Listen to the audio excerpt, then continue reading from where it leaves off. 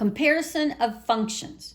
Something is a function if for each input or each x coordinate, there's exactly one and only one output, and that would be the y coordinate. So example, every time you put in the number 3 in place of the x and it generates a number 5 for the y coordinate, it is going to do that every single time you put a 3 in. You're always going to get a 5 out, as long as you're using that same function or that same mathematical formula, so to speak. Okay, there are two types of functions. There's a linear, which produces a line, a straight line, and then there's the quadratic, which produces a curve, either a U shape or an upside down, almost an N type shape. You can compare two or more functions based on three different, I think at least three different ways. We'll see that as I turn the page. But the first is to compare them based on slope, which is also known as the rate of change in a linear function. So in a graph, like they're showing you a picture of a horizontal, or excuse me, a diagonal line. And so in the graph, it is going to be the rise divided by the run, or the rise over the run. So I'm looking at my picture. I have a horizontal line going from, and I don't have it right, not a horizontal, a diagonal. And I have it going from the top left to the lower right. So it is a negative line, negative slope. And because on my graph, I can see that the line crosses the y-axis at 2. So the vertical height is 2. And then the horizontal length, it crosses the x-axis over here at the number 4. So I've got a 2 over a 4, which gives me, when I reduce, and it was negative 2 over 4, and when I reduce it, it becomes negative 1/2. So that is the slope of this particular graphed picture. Then we have, in a table, the rate of change is the ratio, and the word ratio means to divide. It's the ratio of the change in y. If you remember, the y coordinate comes first for this particular purpose, that's the numerator, divided by the change in the x. So here is a chart with it's a T chart with the x and y on either side of the top, and then going down underneath, we've got the coordinates for x and the matched coordinates for y. Okay, so I want to have the rate of change in x. So I'm looking just at my x coordinates and going down vertically. I have a -4, a -3, and a -2. Those are all my x coordinates. So I am finding the change in those. I'm finding the difference. Well, what did I do to go from -4 to -3? I actually added the number 1 each time. And from -3 to -2, I added 1. And I recommend that you do this at least twice to make sure that you've got the same rate of change. Okay? Under the y coordinate, I've got a -4, a -2, and a 0. So now I need to find what their rate of change is. So from -4 to -2, what did I do? I had to add 2.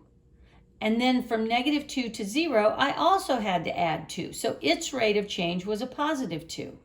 And you want to put the change in y, you want to put this one first, that goes your numerator. So I'm going to put a 2 in the numerator over the change in x, which was a +1. And so I now have a 2 divided by 1, which gives me a slope or a rate of change of the number 2. So then if I asked you which one of these to my previous slope, that was the graph, or this chart, which one had the larger slope, you would have to say the one that had the number 2. Number 2 is bigger than -1/2. So that's how you could judge something, okay?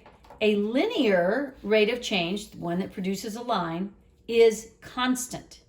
But the quadratic rate of change is an average of change over time because it is a curved line. So there is nothing that is constantly changing exactly the same. It's changing slightly different as we go through time. Okay, another way to compare functions is through the actual intercept. And the intercept is the value of either the x or the y when the other coordinate is 0. So when you look at a graph, look at the points where it crosses each of the axes. So I've drawn a picture. Again, I have a line that starts in the upper left and it goes to the lower right. It's crossing the vertical, it's crossing the y-axis at the point of 3. So that means when I was graphing this, I did not go anywhere on my x, so that's a 0 coordinate, but I did go up 3 marks, 3 spaces. That is why I've gone to the number 3 for the y. So that coordinate point is 0, 3. Now where it crosses the x-axis, I went over to the 4th position and I stayed put. So it has a point of 4, 0. That's the coordinate point. Okay, in a table, you're going to look for the rows in which one of the values is marked at 0. So this table that I have a 0 under the x and then the number 3 under the y. Well, that tells you that's the y-intercept, because wherever the 0 is where the other coordinate is intersecting its axis. So then I have a 4 under the x and a 0 under the y. So that's telling me that is the x-intercept. A third way that you can compare functions is by locations and values of the maximum and the minimum. And the maximum is the top of that upside down, we would call that a bell curve. And then the minimum is the bottom of this U-shaped curve.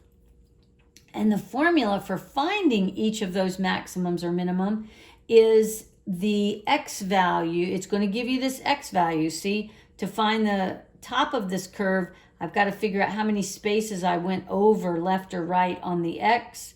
And the same thing for the minimum. It's always moving to the left or right on the x coordinate. So the formula for that is x equals negative b divided by 2a. And you're getting these, the b and the a, from that original equation of the a times x squared plus bx plus c. And remember that the formula for a linear equation is this y equals mx plus b. And you need to remember the m stands for slope and the b is the y coordinate. And the formula for the quadratic equation is the a times x squared plus b times x plus c. And the b in this, the b in the linear equation is the y-intercept, but the c in the quadratic equation is also the y-intercept. So notice it's the number that's on the end of the formula that is by itself. It is not attached to any variable at all.